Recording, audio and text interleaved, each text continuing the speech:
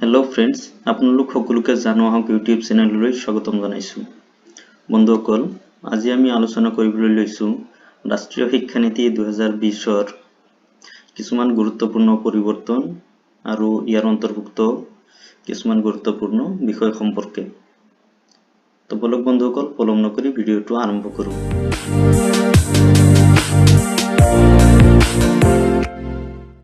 ৰাষ্ট্ৰীয় শিক্ষানীতি 2020 প্ৰেক্ষাপট। আমাৰ বৰ্তমান যেটো শিক্ষানীতি চলি আছে এটো নীতি ৰাষ্ট্ৰীয় শিক্ষানীতি 1986 তাৰ আধাৰত চলি আছে আৰু বৰ্তমানৰ শিক্ষা ব্যৱস্থাটো এই 1986 চনৰ ৰাষ্ট্ৰীয় শিক্ষানীতি মতে চলি আছে। তো এতিয়া আকৌ ৰাষ্ট্ৰীয় শিক্ষানীতি 2020ৰ কিয় প্ৰয়োজন হ'ল? ইয়াৰ মূল কাৰণটো হ'ল বৰ্তমান বিশ্বত বিজ্ঞান আৰু প্ৰযুক্তিৰ যি ধৰণৰ বিকাশ হৈছে আৰু তাৰ লগতে সকলো বিভাগ যেনে বিজ্ঞান, সমাজ বিজ্ঞান, গণিত বিদ্যা, কম্পিউটাৰ, তথ্য বিজ্ঞান, জলবায়ু, প্ৰাকৃতিক সম্পদৰ ব্যৱহাৰ আদি সকলো দিশতে পৰিৱৰ্তন সংঘটিত হৈছে আৰু এই পৰিৱৰ্তনসমূহৰ লগত খাপ খাই চলিবলৈ আমাক নতুনকৈ এটা শিক্ষা ব্যৱস্থাৰ প্ৰয়োজন যেটো বৰ্তমানৰ পৰিস্থিতিৰ লগত খাপ খাই চলিব পৰা বিধৰ হয়। তাৰ প্ৰতি লক্ষ্য ৰাখি 1986 চনৰ ৰাষ্ট্ৰীয় শিক্ষানীতিৰ পৰিৱৰ্তন ঘটাই ৰাষ্ট্ৰীয় শিক্ষানীতি 2020টো প্ৰৱৰ্তন কৰা হয় আৰু ইয়াক ইতিমধ্যে ভাৰত চৰকাৰৰ কেবিনেটে অনুমোদনো জনাইছে। ৰাষ্ট্ৰীয় শিক্ষানীতি 2020ৰ উল্লেখযোগ্য পৰিৱৰ্তনসমূহ এই সম্পৰ্কে এতিয়া আলোচনা কৰিম। ৰাষ্ট্ৰীয় শিক্ষানীতি 2020ৰ আটাইতকৈ ডাঙৰ পৰিৱৰ্তনটো হ'ল বিদ্যালয় শিক্ষাৰ ক্ষেত্ৰত। এই নীতিয়ে প্ৰচলিত 10+2 পদ্ধতিৰ শিক্ষা ব্যৱস্থাৰ পৰিৱৰ্তন ঘটাই নতুন শিক্ষণ পদ্ধতি আৰু পাঠ্যক্ৰমক 3 পৰা 18 বছৰ বয়সলৈ সামৰি 5+3+3+4 আৰ্হিত তলত দিয়া ধৰণে পুনৰ্গঠন কৰিছে। অৰ্থাৎ বৰ্তমানৰ যেটো শিক্ষানীতি প্ৰচলিত আছে সেইটো 10+2 অৰ্থাৎ ক্লাছ 1ৰ পৰা ক্লাছ 10 লৈ 10 বছৰৰ এটা স্তৰ আৰু তাৰ পিছত ক্লাছ 11 আৰু 12 এই 2 বছৰৰ আৰু এটা স্তৰ, এই দুটা স্তৰৰ মাজেৰে বিদ্যালয় শিক্ষাটো সম্পন্ন হৈছে। এই 10+2 শিক্ষা পদ্ধতিৰ আটাইতকৈ ডাঙৰ ঘাটিটো আছিল ইয়াত 6 বছৰৰ তলৰ শিশুক অন্তৰ্ভুক্ত কৰা হোৱা নাছিল। কিন্তু এই শিক্ষানীতিটোৱে এই গোটেইখিনি ছাত্ৰ ছাত্ৰীক সামৰি ল'ব আৰু ইয়াত আটাইতকৈ লাভ হ'ব কি 2 বছৰৰ পৰা 6 বছৰৰ ল'ৰা ছোৱালীখিনিৰ শিক্ষাৰ যেটো ক্ষমতা থাকে এইটো আটাইতকৈ বেছি থাকে। যেহেতু বৰ্তমানৰ শিক্ষা পদ্ধতিত 6 বছৰৰ তলৰ শিশুক অন্তৰ্ভুক্ত কৰাই হোৱা নাই, গতিকে তেওঁলোকৰ এটা বৃহৎ ঘাটি থাকি গৈছে। এই ঘাটিটো পূৰণ কৰাৰ উদ্দেশ্যে 6 বছৰৰ তলৰ অৰ্থাৎ 3 বছৰ বয়সৰ পৰাই এতিয়া প্ৰাথমিক শিক্ষাৰ অন্তৰ্ভুক্ত হ'ব ছাত্ৰ ছাত্ৰীসকল আৰু ইয়াৰ ফলত 3 বছৰৰ পৰা 6 বছৰলৈ এই শিশুখিনি নতুন শিক্ষানীতিৰ অধীনত সোমাব আৰু তেওঁলোকে বিদ্যালয়ত অহা যোৱাৰ মাধ্যমেৰে নতুন নতুন জ্ঞান আহৰণ কৰাত সুবিধা হ'ব। তো নতুন শিক্ষানীতিৰ যেটো 5+3+3+4 আৰ্হি আছে এইটো এনেকুৱা ধৰণৰ। ইয়াত প্ৰথম 5 বছৰক প্ৰাৰম্ভিক স্তৰ বুলি কোৱা হৈছে, য'ত অংগনবাদীৰ 3টা ক্লাছ থাকিব। ইয়াত নাৰ্সাৰী, LKG, UKG আৰু তাৰ উপৰিও ক্লাছ 1 আৰু ক্লাছ 2 এই 5টা শ্ৰেণী থাকিব 5 বছৰ আৰু ইয়াত 3 বছৰ বয়সৰ পৰা 8 বছৰ বয়সৰ ল'ৰা ছোৱালীখিনি থাকিব। তাৰ ওপৰৰ স্তৰটো প্ৰস্তুতিমূলক স্তৰ, য'ত ক্লাছ 3 পৰা 5 লৈ থাকিব। তাৰ পিছৰ স্তৰটো আৰু 3 বছৰ থাকিব, য'ত ক্লাছ 6 পৰা 8ৰ ষ্টুডেণ্টখিনি থাকিব আৰু তাৰ ওপৰৰ স্তৰটো 4 বছৰীয়া, য'ত মাধ্যমিক স্তৰ বুলি কোৱা হৈছে যাক। ইয়াত ক্লাছ 9, 10, 11 আৰু 12 এই 4টা ক্লাছ অন্তৰ্ভুক্ত হ'ব। প্ৰথম যেটো স্তৰ আছে প্ৰাৰম্ভিক বা ফাউণ্ডেশ্যনেল স্তৰ 5 বছৰীয়া, ইয়াক দুটা ভাগত ভাগ কৰা হৈছে। প্ৰথম 3 বছৰ, য'ত 4 বছৰৰ পৰা 6 বছৰৰ ল'ৰা ছোৱালী থাকিব আৰু ইতিমধ্যে এই ল'ৰা ছোৱালীখিনি অংগনবাদী বা প্ৰাক বিদ্যালয়ত অধ্যয়ন কৰি আছে আৰু তাৰ পৰৱৰ্তী 2 বছৰ ক্লাছ 1 আৰু ক্লাছ 2 য'ত 7 বছৰ আৰু 8 বছৰৰ ল'ৰা ছোৱালীখিনি থাকিব আৰু এওঁলোকৰ শিক্ষা ব্যৱস্থাটো হ'ব কেনেকুৱা ধৰণৰ তেওঁলোকক খেল ধেমালি কেন্দ্ৰিক শিক্ষা গণনা সংখ্যা জ্ঞান ৰং আকৃতি ছবি অঁকা হস্তকলা পুতলা নাচ আদিৰ জৰিয়তে শিক্ষাদান কৰা হ'ব য'ত কোনো পৰীক্ষাৰ ব্যৱস্থা নাথাকে তেওঁলোকক বিদ্যালয়ৰ প্ৰতি আগ্ৰহ জন্মোৱাটোৱে হ'ব প্ৰধান উদ্দেশ্য আৰু তাৰ পৰৱৰ্তী যেটো 2 বছৰ ক্লাছ 1 আৰু ক্লাছ 2 ষ্টুডেন্ট থাকিব তেওঁলোককো পৰম্পৰাগত কলা সাধুকথা পদ্য খেল গীত আদিৰ মাজেৰে শিক্ষাদান কৰা হ'ব আৰু এই ছাত্ৰ ছাত্ৰীসকলৰো কোনো পৰীক্ষা লোৱা নহয় তেওঁলোকক বিদ্যালয়ৰ প্ৰতি আগ্ৰহ জন্মোৱাৰ উদ্দেশ্যে শিক্ষাদান কৰা হ'ব এই ল'ৰা ছোৱালীখিনিৰ ক্ষেত্ৰত পৰীক্ষা পদ্ধতিটো উঠাই দিয়া হৈছে আৰু ইয়াৰ মূল কাৰণটো হ'ল এই ল'ৰা ছোৱালীখিনি আসলতে বৰ্তমান যেটো শিক্ষা পদ্ধতি আছে তাত 6 বছৰ বয়সত হঠাতে বিদ্যালয়ত ভৰ্তি কৰাই দিলে ল'ৰা ছোৱালীখিনি বিদ্যালয়লৈ আহিব নোখোজে কিন্তু এতিয়া 3 বছৰ বা 4 বছৰ বয়সৰ পৰা যিখিনি ল'ৰা ছোৱালীক এডমিশন দিয়া হ'ব তেওঁলোকক বিদ্যালয়ত খেলা ধূলা ৰং কৰা নাচ গান এইবোৰৰ মাজেৰে বিদ্যালয়লৈ অহা যোৱা কৰি থাকিব আৰু বিদ্যালয়ৰ প্ৰতি বিদ্যালয়ত অহাৰ প্ৰতি এটা তেওঁলোকৰ আগ্ৰহ জন্মিব আৰু যেটো জড়তা থাকে বিদ্যালয়ত নহাৰ এই জড়তাটো নাইকিয়া হ'ব আৰু লাহে লাহে যেতিয়া প্ৰাৰম্ভিক স্তৰটো পাৰ হ'ব তেওঁলোকে বিদ্যালয়ৰ প্ৰতি অধিক আগ্ৰহ জন্মিব আৰু পৰৱৰ্তী ক্লাছসমূহত অতি সুন্দৰভাৱে তেওঁলোকে শিক্ষা গ্ৰহণ কৰি যাব পাৰিব তাৰ পৰৱৰ্তী যেটো 3 বছৰীয়া স্তৰ আছে প্ৰস্তুতিমূলক বা প্ৰিপাৰেটৰি স্তৰ ইয়াত তৃতীয় চতুৰ্থ আৰু পঞ্চম শ্ৰেণীৰ ষ্টুডেন্টখিনি থাকিব বয়স 9 বছৰ 10 বছৰ আৰু 11 বছৰৰ ইয়াত খেল ধেমালি আৱিষ্কাৰমূলক আৰু কাৰ্যমুখী শিক্ষণ পদ্ধতি গ্ৰহণ কৰা হ'ব আৰু এইবিলাকৰ মাজেৰে তেওঁলোকক শিক্ষাদান কৰা হ'ব লঘু পাঠ অন্তৰ্ভুক্তকৰণ তেওঁলোকক অধিক কিতাপৰ বোজা দিয়া নহয় কম পৰিমাণে পাঠ অন্তৰ্ভুক্ত কৰি পাঠ্যক্ৰম প্ৰস্তুত কৰা হ'ব পঠন লিখন কথন শাৰীৰিক শিক্ষা চিত্ৰকলা এইবোৰৰ ওপৰত কিছু পৰিমাণে জোৰ দিয়া হ'ব 4 নম্বৰ ভাষা গণিত বিজ্ঞান আদি বিষয় কথোপকথনৰ মাজেৰে শিক্ষাদান আগবঢ়াই নিয়া হ'ব অৰ্থাৎ তেওঁলোকক লিখনতকৈ কথন বা হাতে কামে কৰি যেটো শিক্ষা তাৰ ওপৰত অধিক গুৰুত্ব প্ৰদান কৰা হ'ব আৰু তেওঁলোকক ঘৰুৱা ভাষা বা মাতৃভাষাত শিক্ষাদান কৰা হ'ব 3 নম্বৰ মধ্য স্তৰ বা মিডল স্তৰ য'ত 3 বছৰ ছাত্ৰ ছাত্ৰীসকলে শিক্ষা গ্ৰহণ কৰিব ইয়াত ক্লাছ 6 7 আৰু 8 থাকিব যিখিনি ছাত্ৰ ছাত্ৰীৰ বয়স 12 বছৰ 13 বছৰ আৰু 14 বছৰৰ হ'ব প্ৰস্তুতি স্তৰৰ পাঠ্যক্ৰম আৰু শিক্ষা পদ্ধতিৰ দৰেই শিক্ষাদান কৰা হ'ব 2 নম্বৰ মাতৃভাষা বা আঞ্চলিক ভাষাত শিক্ষাদান কৰাত গুৰুত্ব আৰোপ কৰা হ'ব 3 নম্বৰ কমেও দুটা ভাৰতীয় ভাষা শিকিব তেওঁলোকক মাতৃভাষা বা আঞ্চলিক ভাষাৰ মাধ্যমতো শিক্ষাদান কৰা হ'বই তাৰ উপৰিও কমেও দুটা ভাৰতীয় ভাষা শিক্ষাৰ প্ৰতি গুৰুত্ব আৰোপ কৰা হ'ব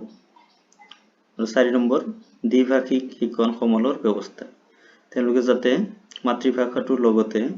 আন এটা ভাষা আয়ত্ত কৰিব পাৰে বা তেওঁলোকৰ শিক্ষণত যাতে সুবিধা হয় তাৰ প্ৰতি লক্ষ্য ৰাখি দ্বিভাষিক শিক্ষণ সমল ব্যৱস্থা অৰ্থাৎ দুটা ভাষাৰ পাঠ্যপুথি প্ৰস্তুত কৰা হ'ব মাধ্যমিক স্তৰ য'ত 4 বছৰৰ এটা পাঠ্যক্ৰম থাকিব ইয়াত ক্লাছ 9 10 11 আৰু 12 এই চাৰিটা শ্ৰেণী থাকিব তেওঁলোকৰ বয়স হ'ব 15 বছৰৰ পৰা 18 বছৰৰ এই মাধ্যমিক স্তৰত ষান্মাসিক পদ্ধতিত শিক্ষাদানৰ ব্যৱস্থা কৰা হ'ব অৰ্থাৎ সেমিস্টাৰ সিস্টেম যেটো বৰ্তমান ডিগ্ৰী লেভেলত আছে এতিয়া মাধ্যমিক স্তৰতে ক্লাস 9 ৰ পৰা সেমিস্টাৰ পদ্ধতি শিক্ষাদান কৰা হ'ব 2 নম্বৰ মেট্ৰিক পৰীক্ষা বিলুপ্ত হ'ব বৰ্তমানৰ যেটো নৱম শ্ৰেণীৰ শিক্ষান্ত হাই স্কুল শিক্ষান্ত পৰীক্ষা আছে বোৰ্ডে পাতে এই পৰীক্ষাটো নাইকিয়া হ'ব আৰু 10 ৰ যেটো বোৰ্ড আছে সেৱা বোৰ্ড এই বোৰ্ডটো নাইকিয়া হ'ব 3 নম্বৰ বিষয় বাছনিৰ ক্ষেত্ৰত শিথিলতা থাকিব তেওঁলোকে আগতে যেটো মেট্ৰিক পাস কৰাৰ পিছত আৰ্টস সায়েন্স বা কমাৰ্চৰ তেওঁলোকে সাবজেক্ট ল'ব লাগিছিল যিসকল ছাত্ৰ ছাত্ৰী আৰ্টছত পঢ়িছিল তেওঁলোকে সায়েন্সৰ বিষয় ল'ব নোৱাৰিছিল বা সায়েন্সত পঢ়া ছাত্ৰ ছাত্ৰীয়ে কমাৰ্চৰ সাবজেক্ট ল'ব নোৱাৰিছিল কিন্তু বৰ্তমান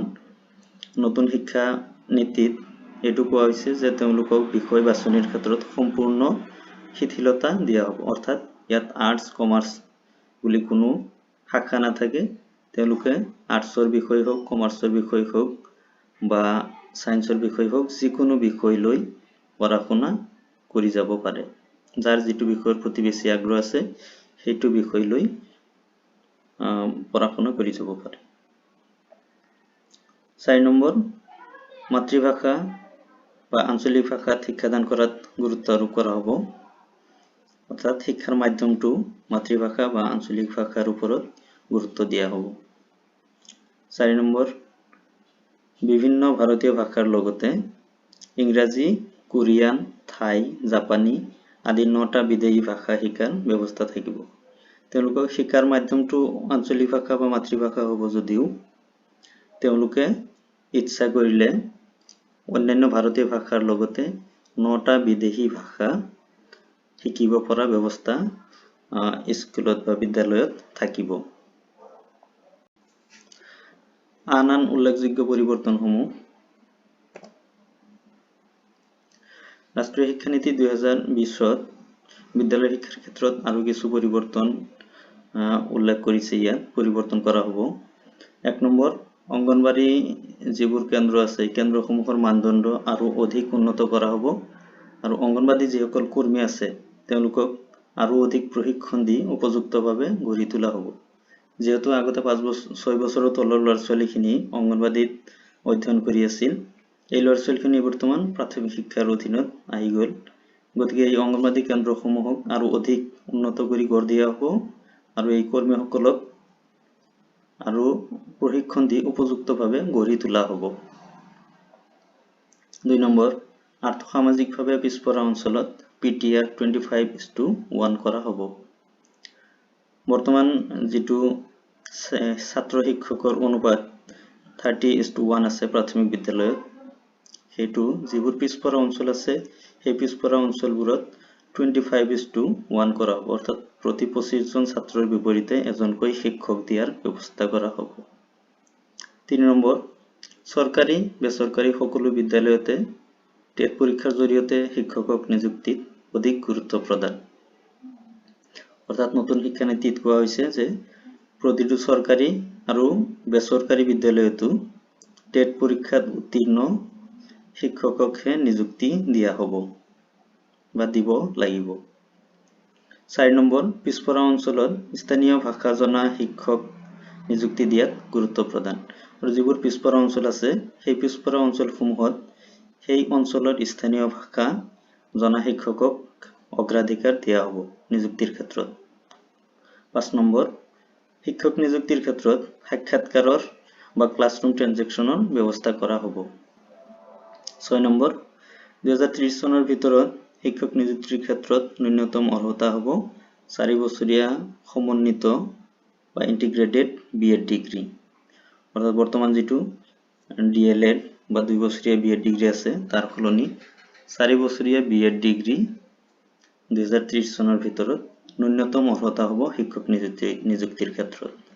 4 বছৰীয়া ইন্টিগ্ৰেটেড বিএড ডিগ্ৰী বিএড পাঠ্যক্ৰম আগবঢ়োৱা শিক্ষক প্ৰতিষ্ঠানসমূহে 2 বছৰীয়া বিএড পাঠ্যক্ৰমো আগবঢ়াব এই 2 বছৰীয়া পাঠ্যক্ৰম সেইসকলে গ্ৰহণ কৰিব যি ইতিমধ্যে কোনো বিষয়ত স্নাতক ডিগ্ৰী লাভ কৰিছে সেইদৰে যিসকলে 4 বছৰীয়া স্নাতক পাঠ্যক্ৰম অথবা 2 বছৰীয়া স্নাতকোত্তৰ পাঠ্যক্ৰম সম্পূৰ্ণ কৰি বিষয় শিক্ষক হ'বলৈ বিচাৰে তেওঁলোকৰ বাবে এবছৰীয়া বিএড পাঠ্যক্ৰম আগবঢ়োৱা হ'ব। অৰ্থাৎ বিএড পাঠ্যক্ৰমৰ ভিতৰতো 2 বছৰীয়া 4 বছৰীয়া বিএড হোৱাৰ লগতে 2 বছৰীয়া আৰু 1 বছৰীয়া বিএডো থাকিব। যিসকলে 4 বছৰীয়া স্নাতক ডিগ্ৰী লৈছে তেওঁলোকে মাত্ৰ 2 বছৰৰ বিএড ডিগ্ৰী কৰিব লাগিব আৰু যিসকলে 2 বছৰীয়া স্নাতকোত্তৰ অৰ্থাৎ এমএ ডিগ্ৰী লৈছে তেওঁলোকে মাত্ৰ এবছৰৰ বিএড পাঠ্যক্ৰম তেওঁলোকে এবছৰীয়া বিএড কৰিব লাগিব। তাৰপিছত 2020 চনৰ নতুন শিক্ষানীতিত উচ্চ শিক্ষাৰ ক্ষেত্ৰতো কিছু পৰিৱৰ্তন ঘটাইছে য'ত স্নাতক ডিগ্ৰীৰ পাঠ্যক্ৰম 3 বা 4 বছৰীয়া হ'ব। ইয়াত প্ৰৱেশ আৰু প্ৰস্থানৰ একাধিক বিকল্প থাকিব। অৰ্থাৎ বৰ্তমানৰ যেটো 3 বছৰীয়া স্নাতক পাঠ্যক্ৰম আছে সেইটো 3 বছৰ বা 4 বছৰৰ হ'ব। আৰু এই ক্ষেত্ৰত কি হ'ব যদি কোনো বিষয় বা বৃত্তিমুখী আৰু পেছাদাৰী ক্ষেত্ৰত এবছৰ স্নাতক ডিগ্ৰী সম্পূৰ্ণ কৰে তেওঁলোকক এটা প্ৰমাণপত্ৰ দিয়া হ'ব। আৰু যদি 2 বছৰ অধ্যয়ন কৰে তেওঁলোকক ডিপ্লোমা দিয়া হ'ব। আৰু যদি 3 বছৰ এই পাঠ্যক্ৰম সমাপ্ত কৰে তেতিয়াহ'লে তেওঁলোকক স্নাতক ডিগ্ৰী বুলি কোৱা হ'ব। এই 4 বছৰীয়া স্নাতক পাঠ্যক্ৰমটো তেওঁলোকে সম্পূৰ্ণ কৰিব যিসকলে পৰৱৰ্তী আৰু অধ্যয়ন কৰিব বিচাৰে অৰ্থাৎ স্নাতকোত্তৰ বা পিএইচডি ডিগ্ৰী ল'ব বিচাৰে তেওঁলোকে 4 বছৰীয়া স্নাতক ডিগ্ৰী সম্পূৰ্ণ কৰিব লাগিব। 8 নম্বৰ স্নাতকোত্তৰ পাঠ্যক্ৰমৰ ক্ষেত্ৰতো সালসলনি কৰা হৈছে। স্নাতকোত্তৰ পাঠ্যক্ৰমৰ ক্ষেত্ৰত যিসকলে 3 বছৰীয়া স্নাতক পাঠ্যক্ৰম সম্পূৰ্ণ কৰিছে তেওঁলোকৰ বাবে 2 বছৰীয়া স্নাতকোত্তৰ পাঠ্যক্ৰম আগবঢ়োৱা হ'ব য'ত দ্বিতীয় বছৰটো গৱেষণা কৰ্মৰ বাবে উৎসৰ্গিত হ'ব।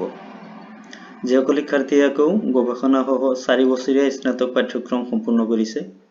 তেওঁলোকৰ বাবে স্নাতকোত্তৰ পাঠ্যক্ৰম এবছৰীয়া হ'ব। অৰ্থাৎ 4 বছৰীয়া স্নাতক ডিগ্ৰী যদি লৈছে তেওঁলোকে 1 বছৰতে স্নাতকোত্তৰ পাঠ্যক্ৰম সম্পূৰ্ণ কৰিব পাৰিব। শিক্ষাৰ্থীসকলৰ বাবে 5 বছৰীয়া অবিচ্ছিন্ন স্নাতক বা স্নাতকোত্তৰ পাঠ্যক্ৰমো উপলব্ধ হ'ব। 9 নম্বৰ পিএইচডি ডিগ্ৰী পাঠ্যক্ৰম অব্যাহত থাকিব। 10 নম্বৰ এমফিল পাঠ্যক্ৰম বন্ধ কৰা হ'ব। বৰ্তমান যেটো এমফিল পাঠ্যক্ৰম আছে সেইটো নতুন শিক্ষানীতিয়ে বন্ধ কৰাৰ সিদ্ধান্ত লৈছে। 11 আইআইটি আইআইএমৰ আৰ্হিত বহুমুখী শিক্ষা আৰু গৱেষণা বিশ্ববিদ্যালয় অৰ্থাৎ multi disciplinary education and research university স্থাপন কৰা হ'ব। 12 নম্বৰ এমএইচআৰডি অৰ্থাৎ ministry of human resource development ইয়াক এমঅই অৰ্থাৎ মিনিষ্ট্ৰী অফ এডুকেশ্যন হিচাপে পুনৰ নামকৰণ কৰা হ'ব। অৰ্থাৎ বৰ্তমানৰ যেটো মানৱ সম্পদ উন্নয়ন দপ্তৰ আছে তাৰ নামটো সলনি কৰি শিক্ষা মন্ত্ৰণালয় হিচাপে পুনৰ নামকৰণ কৰা হ'ব। কৰ্ণাটক ৰাষ্ট্ৰীয় শিক্ষানীতি 2020 কাৰ্যকৰী কৰা প্ৰথম ৰাজ্য হিচাপে পৰিগণিত হৈছে। 2021 চনৰ আগষ্ট মাহৰ প্ৰথম ভাগৰ পৰা কৰ্ণাটক চৰকাৰে এই নীতি কাৰ্যকৰী কৰে। ভাৰতৰ বাকী ৰাজ্যসমূহেও এই নীতি পৰ্যায়ক্ৰমে কাৰ্যকৰী কৰি থাকিব। আমাৰ অসমত ৰাষ্ট্ৰীয় শিক্ষানীতি 2020 কেতিয়াৰ পৰা কাৰ্যকৰী হয় এটো নিশ্চিতভাৱে চৰকাৰৰ সিদ্ধান্তৰ ওপৰতে নিৰ্ভৰ কৰিব। তো বন্ধুসকল ৰাষ্ট্ৰীয় শিক্ষানীতি 2020 সম্পৰ্কে থুলমূলকৈ এইখিনিয়ে জানিবলগীয়া। যদি ভিডিওটো ভাল লাগে তেন্তে প্লিজ লাইক কৰিব, কমেন্ট কৰিব আৰু যদি এই চেনেলটো এতিয়ালৈ সাবস্ক্ৰাইব কৰা নাই তেন্তে প্লিজ সাবস্ক্ৰাইব কৰি কাষতে থকা বেল আইকনটো প্ৰেছ কৰিবলৈ নাপাহৰিব। ধন্যবাদ। জয় আই অসম।